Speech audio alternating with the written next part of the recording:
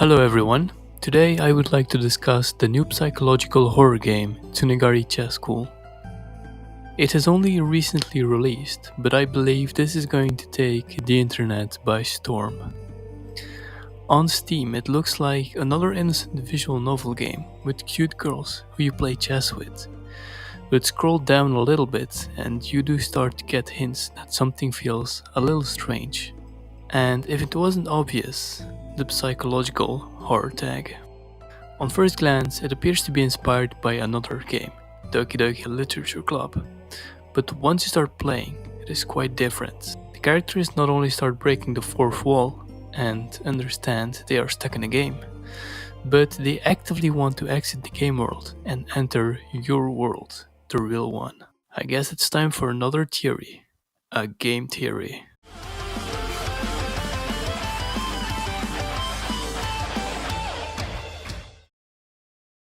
When you suddenly wake up in your room, you find a phone. It tells you to go to school.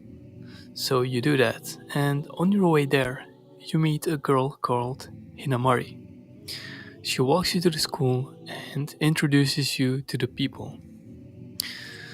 At class, you meet another girl, Yumiko, the president. She gives you a registration form with some normal questions, but also some strange questions. But then there's Rin, a girl who's into hunting and guns. She bullies the player at first, but becomes more friendly and explains her friend died when she was in a small hunting accident. She wants to bring her dead friend back to life. Then we have Irel. Irel is more of a royal girl, shy but kind. She wishes to create a world without judgment. And you also meet another girl called Misaki, an engineer who builds phones. Now back in your house, there's a TV that you can use.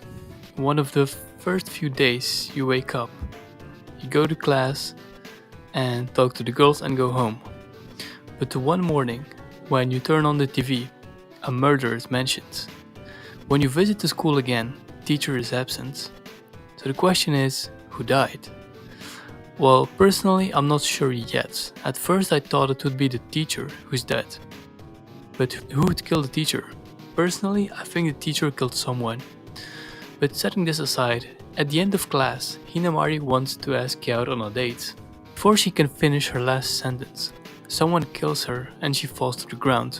Immediately, you wake up in front of God. He explains that because someone just died, the game will start immediately. What game, you ask? Well, the death game. Everyone who was in the classroom is now part of a death game.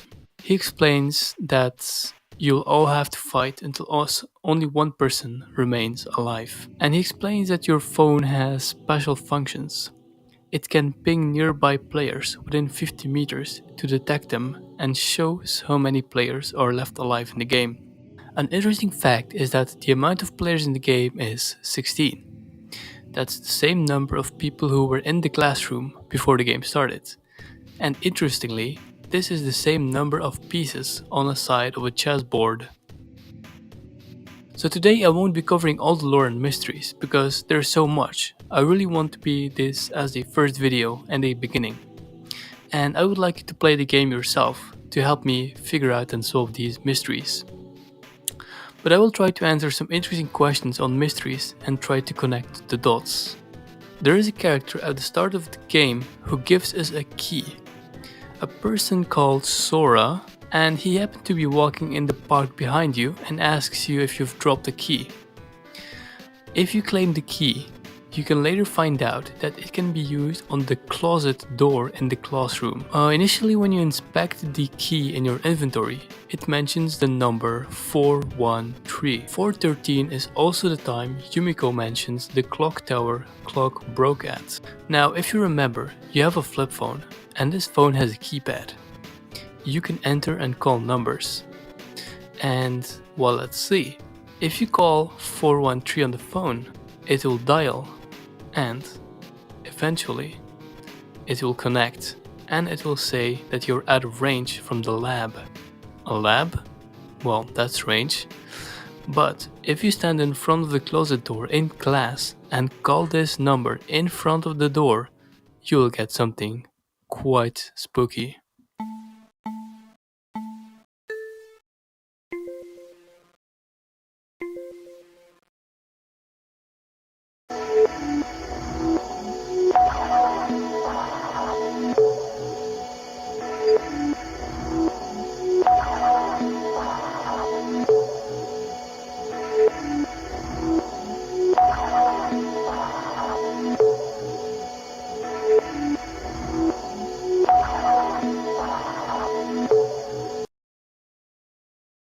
Another thing that is sometimes mentioned in the game is a mysterious character called Dr. Wisteria.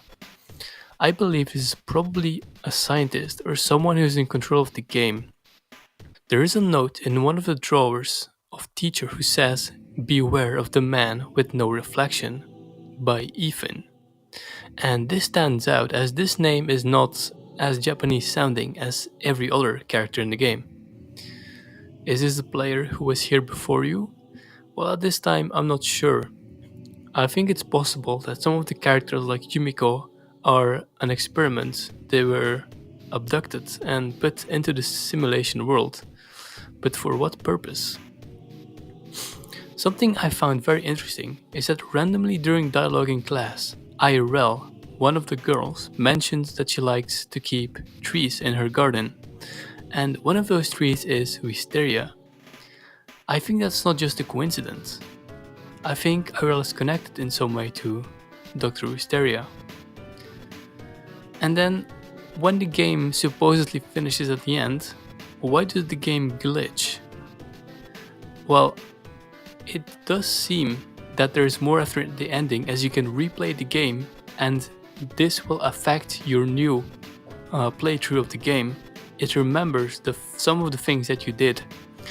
So why does the game crash or glitch out at the end? Well, I'm not sure, but it might be the Dr. Wisteria resetting the simulation. So, who is Dr. Wisteria? What is in the closet? And what is the goal of Dr. Wisteria?